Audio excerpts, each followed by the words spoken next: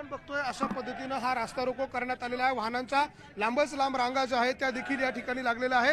तर दुसरीकडे पोलिसांचा देखील एक मोठा बंदोबस्त जो आहे तो संपूर्ण परिसरामध्ये तैनात करण्यात आला आहे। पोलीस आता कार्यकर्त्यांना ताब्यात घेत आहे। काय भावना आहेत? मराठा समाजाला 50%च्या ओबीसीतून आरक्षण मिळालंच पाहिजे। भुजबळांची दादागिरी या महाराष्ट्रात खपून घेणार नाही। पोलिसांना पुढे करून भुजबळ दादागिरी करताय। या भुजबळांना धडा शिकवल्याशिवाय मराठा समाज राहणार नाही, एवढी त्यांनी काळजी घ्यायची।